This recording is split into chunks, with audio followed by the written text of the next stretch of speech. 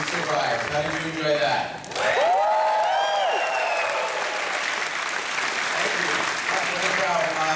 Of course, this would not be possible. Should we bring up this would not be possible without the amazing. I mean, as you can see, we really went thanks to the Amazon.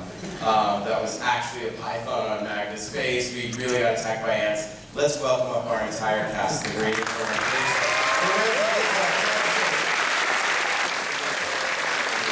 So we'll talk about Aftershock was done, and then you went right back down to South America. Yeah, we couldn't get enough. I had such a great experience, and I found, obviously, for how many people here saw Aftershock?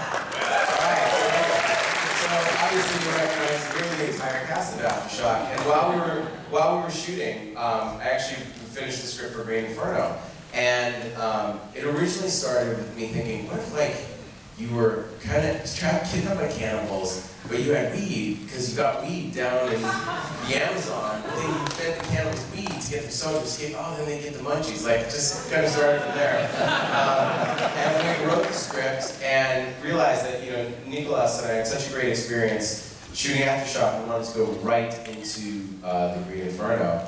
And we did, and we found like there's an amazing group of talent, and, you know, and we love what Almodovar did in Spain, and just kept using the same group over and over.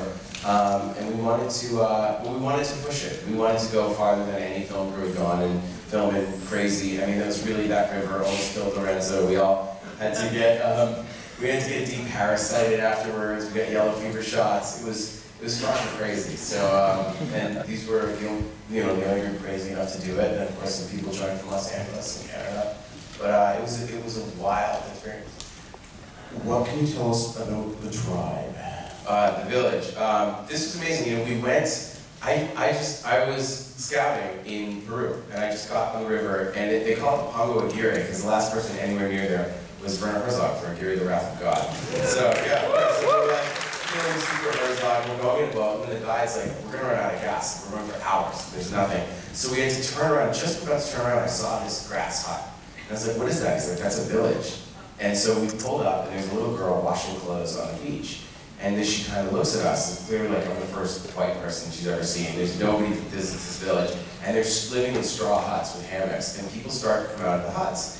And so we kind of stay back, and the Peruvians go forward, and they say, can we go here? Turns out it's a protected land, they're farmers, and about once a year they get visitors, so it's not that unusual. But I said, do you think we can film there? Because like, the village was pretty fucking ready to go. Can we shoot? And they said, well, first we have to explain to them what a movie is. And I'm like, what do you mean? They're like, they've never left the village. Most of the people. There's no electricity, no running water, they're completely cut off. I mean, it took us 4 hours to get there, just driving in the boat. And I said, well, how do we do that? They're like, well, we'll come back with a television, and we'll show them a movie and explain to them what it is. So I was like, great. So they came in like, with great news. We went back and we showed them a movie, and the village loved it. And I was like, oh, what did you show them? They said, we showed them Cannibal Holocaust. The entire village of 300 people, the children, the old people, thought it was the funniest thing they'd ever seen. It's the most popular comedy in Cayenne, Peru. So those little children in the movie had never seen it. I think they showed Wizard of Oz, E.T. No, they showed Cannibal Holocaust. Their only frame of reference for what a motion picture is Cannibal Holocaust. And everyone in the village signed up to be cannibals. So we said, well, how can we pay them? We gave them money, but they said, this is kind of useless to us because we don't have a boat, so we can't get anywhere to spend it. So in addition to giving them money, we built a kitchen for the school. We roofed every house in the village, of course, after we shot. But yeah, that was it.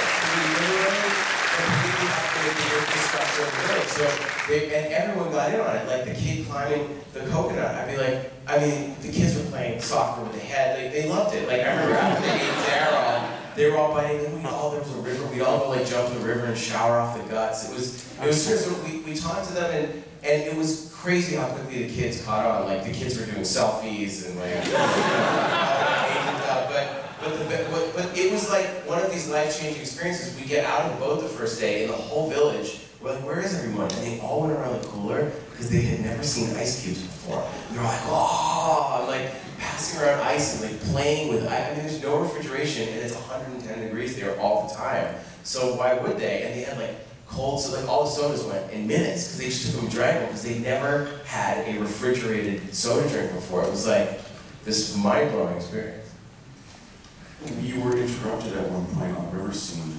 Oh my God, this is the best thing ever. Right, so the first day of shooting, so this is when we had everyone in the logs. Now the logs on that river were fucking uncontrollable. We very quickly started losing people. We had to jump it, like literally they're going down the river tied up in a log and they got in the current and we just, it was really scary shooting that scene. So we're like, we gotta get this once. We have all the activists are there. It's like the first day, so we have all the natives fully painted in, and this is like we have amazing makeup artists that we really looked at National Geographic and did an amalgam of different tribes, but we really wanted it to be, you know, authentic to the Amazonian tribes, even though it was a mixture of them. And so we have everyone with bones and nose, and we encame the effects, puts the bodies all over. I want it to look like Colonel Kurtz's village, like you're going to the mouth of hell, you know, the dead bodies, the skeletons, and we had all the kids tied up in the boat. We're about to go, and these fucking boats pull up, and I'm like, what is that? And I'm like, and it was 2 boats full of Christian missionaries from a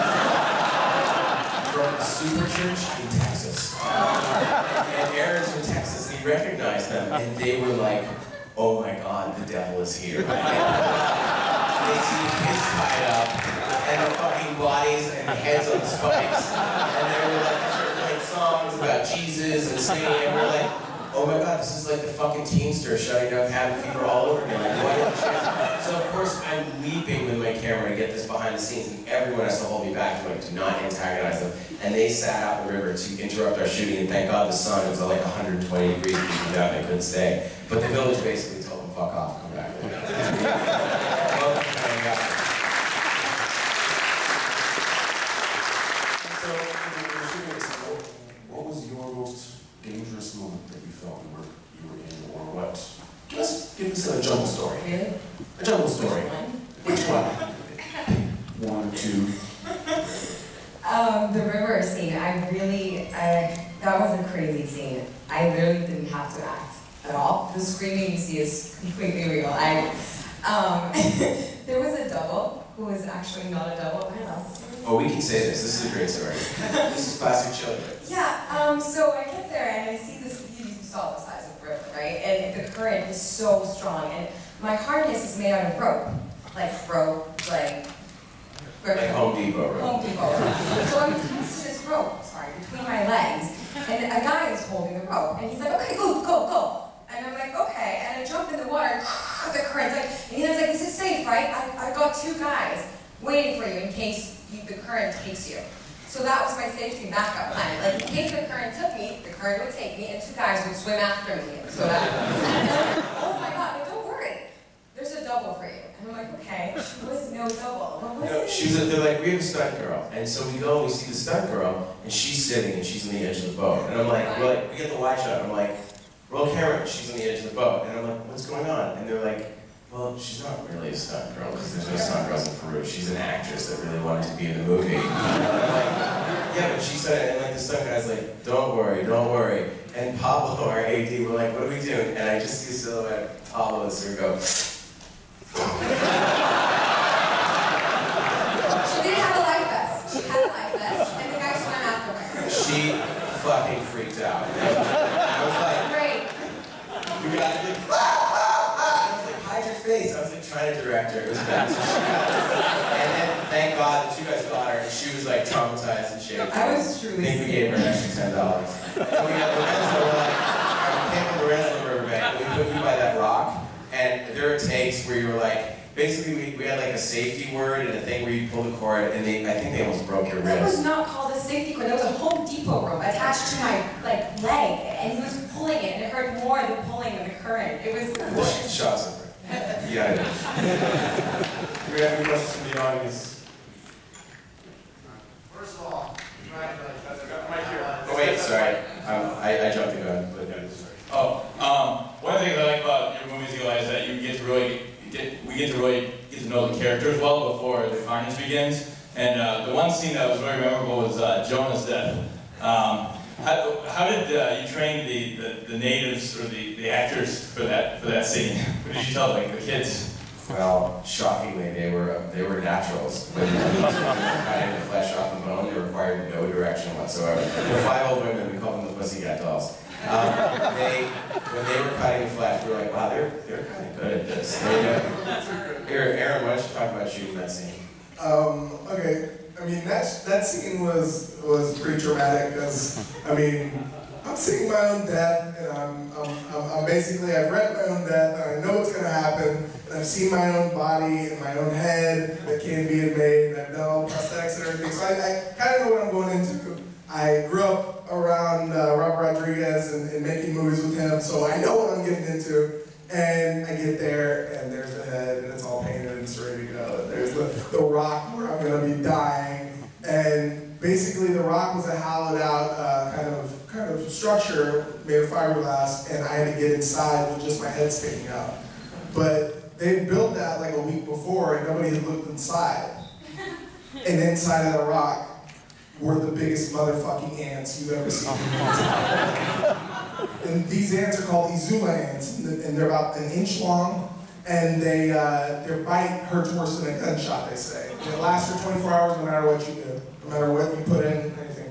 So they grabbed trash bags and put it on my legs, duct taped them, and basically locked me in that rock for 4 fucking hours. While they shot around me, and I don't remember any of it. And there's video of it. I've seen myself in that rock. I remember getting in, I remember getting out. I do not remember anything in between that point because they said that I went into like a trance and I was just singing like show tunes to myself because it was so fucked up. And then, the kicker, here's the fucking kicker, I then had to go back and I was running post-production on the movie and had to do all the VFX around a motherfucking death. Yeah, Aaron did camera, the visual effects, the color timing, the post-production. Yeah,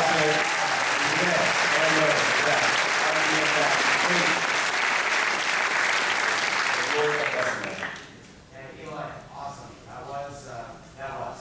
Thank you. Please tweet that. We need, like, no, really, you guys are the first reaction, so we spent a year on it. Hypothetical.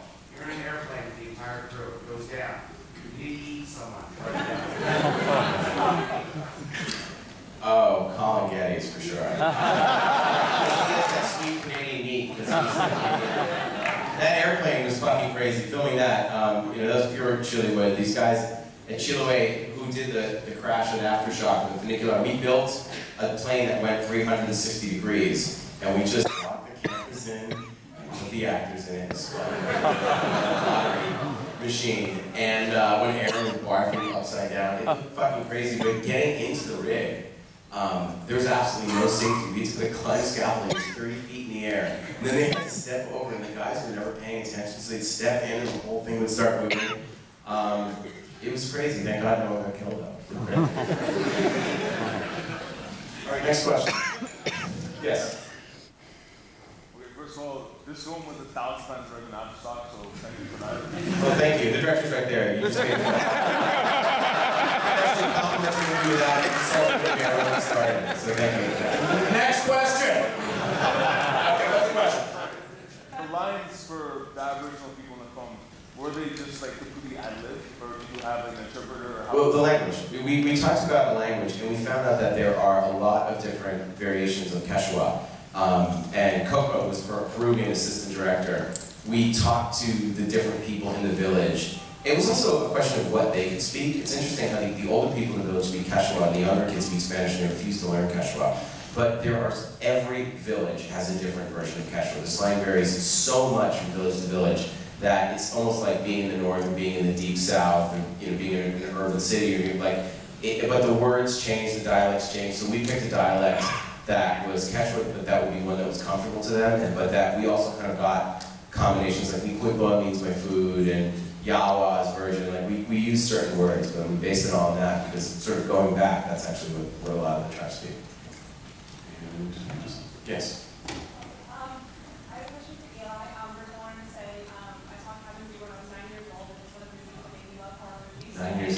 Cabin fever, it's the perfect age. Maybe 11-year-olds will see this.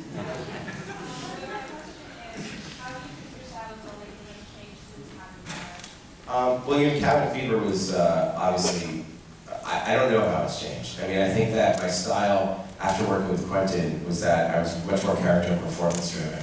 And I really wrote from an actor's perspective. And not only that, when I was shooting, everything on Cabin Fever, we had the monitor. And the first day we ditched the monitor. We were like, fuck it, I trust my DP.